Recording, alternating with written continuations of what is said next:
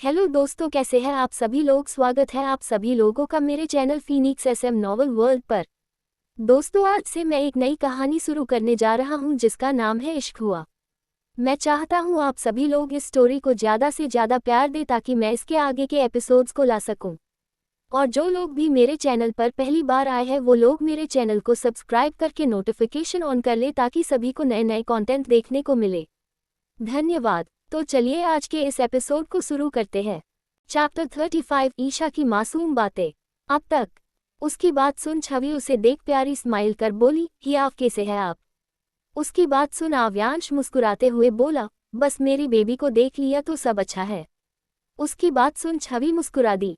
फिर दोनों आगे बढ़ गए। वही रवियांश और ईशा भी कब का आगे बढ़ गए थे। वही रूहान घूर घूर कर बस इवान को देख रहा था जो इवाना का हाथ पकड़े चल रहा था। तभी कुछ सोच रूहान एक स्माइल कर फिर इवान के पास आकर उसकी कान में कुछ बोला तो इवान ने इवाना का हाथ छोड़ आरोही को और बढ़ गया। वही तन्मय भी तानिया के साथ आगे बढ़ गया था। वही रूहान फिर इवाना का हाथ पकड़ बोला, कपकेक। उसके बुलाने पर भी इवाना ने उसे नहीं देखा तो रूहान उसका हाथ टाइटल पकड़ बोला, कपकेक नाराज हो सॉरी ना, मैं कल सच में चॉकलेट लाने वाला था पर फिर मैं भूल गया। ये देखो मैं आज 4 चॉकलेट लाया हूँ तुम्हारे लिए, अब तो मन जाओ ना प्लीज। ये कहते हुए उसने अपनी पॉकेट में से 4 चॉकलेट निकली। वही चॉकलेट का नाम सुन इवाना खुशी से चॉकलेट लेते हुए रूहान को देख बोली, thank you so much Ruhan, अब मैं गुस्सा नहीं हूँ पर आप फिर से मत भूलना वरना मैं बात नहीं करूँगी। ये कह वो रूहान को देखती है तो रूहान उसकी गालों पर किस कर बोला, प्रॉमिस नहीं भूलूंगा।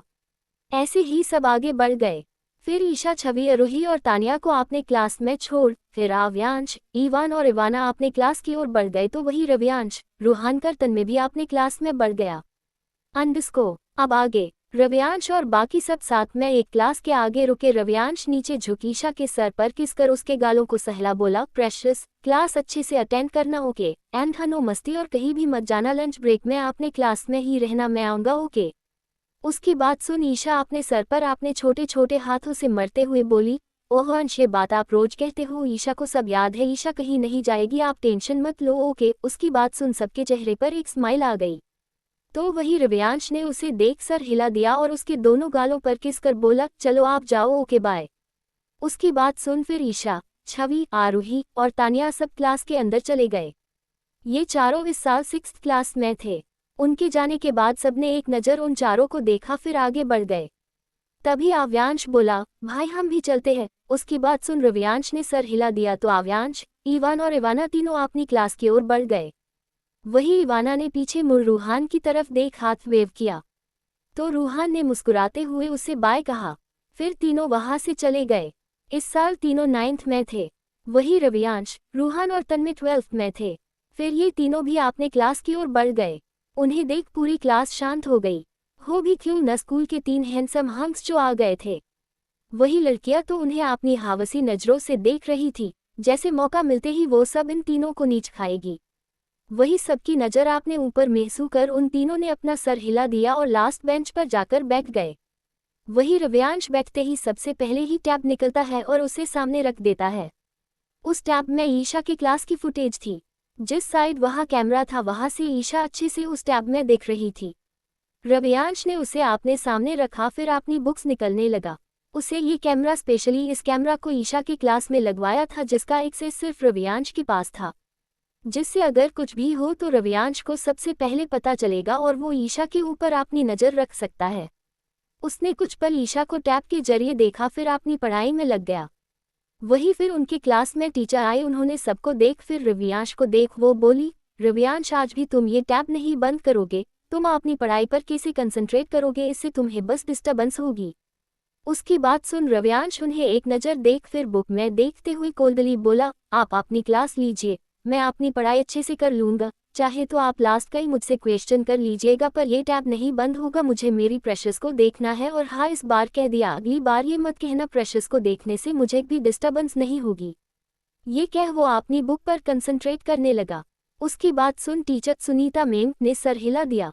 वो रोज रवियांश को ये कहती थी पर ईशा के किडनैप होने के बाद से रवियांश हमेशा उसके आसपास अपने बॉडीगार्ड रहते थे और स्कूल में भी उसने कैमरा लगाया था जिससे वो ईशा को साफ देख सके।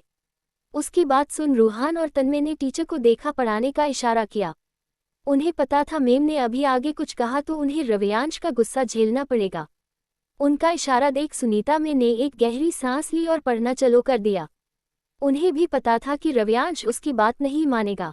वो उसे टैब लाने से मना भी नहीं कर सकती थी क्योंकि अश्विक जी इस स्कूल के ट्रस्टी थे, तो वो उनके बेटे को कुछ कैसे बोल सकती थी। वही ईशा की क्लास में ईशा और बाकी सब के आते ही कुछ लड़कों की नज़र उस पर चली गई और भाई जाए भी क्यों ना, हमारी ईशा है ही इतनी क्यूट। वो हंसते हुए अपने दोस्तों से बात कर रही थी। वही लड़के बस उसे एक सिल्ली स्माइल के साथ देख रहे थे। जब ईशा को बहुत सारे लोग की नज़र खुद पर महसूस हुई तब उसने सर उठा के देखा तो आधी क्लास उसे ही देख रही है। ये देख वो सबको टुकुर टुकुर देखने लगी। गए उसकी वो भूरी आंखें जिसमें मासूमियत भरी हुई थी, ऊपर से उसका वो मासूम गोरा चेहरा जिस पे कन्फ्यूजन साफ दिख रही थी। उसका ये मासूम चेहरा देख सारे लड़के अपना दिल वही हार बैठे। उन सबको अपनी तरफ देखता पाकर ईशा उन्हें घूरते हुए अपनी कमर पर हाथ रख बोली, क्या हुआ आप सब ईशा को ऐसे क्यों घूर रहे हो, जैसे आप सबने हम देखा ही नहीं। अरे हम आप सबकी क्लास में ही है, आप सबने हम पहचाना नहीं किया। हम ईशा है ईशा, अब हम ऐसे घूरना बंद करिए। हमारी दादी कहती है कोई ऐसे घूरता है तो नज़र लग जाती है। हमें नज़र नहीं लगवानी, फिर हम बीमार हो जाएंगे तो अंश हमें खूब डांटेंगे। ये सब वो बड़ी मासूमियत से कह रही थी, पर आखिरी लाइन कहते हुए उसका मुंह बना गया। वही उसकी ये मासूमियत भरी बातें सुन सारे लड़कों के चेहरे पर एक लंबी स्माइल आ गई। वही सारी लड़कियां उसे जलन से देख रही थी क्योंकि वो सच में इस वक्त बहुत क्यूट और प्यारी लग रही थी। जो वो सब लड़कियां तो कभी ईशा की क्यूटनेस की बराबरी तो कभी नहीं कर सकती थी। वही ये कह वो सबको देखने लगी और फिर वापस अपनी सीट पर बैठ गई। वो अपने दोस्तों को देख बोली, ये सब लड़के हम क्यों घूर रहे हैं, जैसे ये सब हमें पहली बार देख रहे हैं। ये सब तो हम रोज देखते हैं ना। उसकी बात सुन तानिया मुस्कुराते हुए बोली, अरे इशू तो है ही इतनी क्यूट कि किसी की नज़र तुझ पर पड़ जाए तो वो तुझे नज़र ही न हटा पाए। उसकी बातें ईशा को समझ ही नहीं आ रही थी। तभी आरोही भी उसकी बात सुन बोली, हाँ इशू तानी सही कह रही है, वो तुम्हें घूर नहीं रहे बल्कि निहार रहे हैं। ये कहते हुए वो और तानिया ईशा को शरारत से देखने लगे। तो वही ईशा को सच में इनकी ये गोल गोल बातें समझ नहीं आ रही थी। तभी छवि उन दोनों की बातें सुन हल्के गुस्से में बोली, पागल हो गए हो तुम दोनों, हाँ इसे क्या क्या सिखा रहे हो और क्या कुछ भी उल्टे सुल्टा बोल रहे हो। अगर रवियांश भाई, रूहान भैया और आपको पता चला ना तो इन सब लड़कों के साथ तुम दोनों की भी खैर नहीं। अभी चुपचाप अपना ये दिमाग पढ़ाई में लगाओ। उसकी बात सुन दोनों के मुंह रवियांश का नाम सुनते ही बंद हो गए। तभी वहां टीचर आए और उनकी अटेंडेंस लेकर पढ़ना शुरू कर दिया था। वही कोई था जो उन सब की बातें सुन गुस्से में बौखलाया हुआ था। ये कोई और नहीं हमारे रवियांश जी थे। वो उन सब की बातें सुन गुस्से में लाल हो रखे थे। वो इस दुनिया वक्त अपनी क्लास में ही बैठा था। उसने आशिका के वो ट्रैकर वाले ब्रेसलेट में एक मिनी माइक्रोफोन अटैच कर दिया था ताकि अगर ईशा को कोई प्रॉब्लम हो तो वो ईशा को बचा सके। वही उसके कानों में ब्लूटूथ लगा था और सामने टैब रखा हुआ था। वो उसकी सारी बातें सुन गुस्से में बौखलाया था कि कोई उसकी प्रेशस को ऐसे कैसे देख सकता है।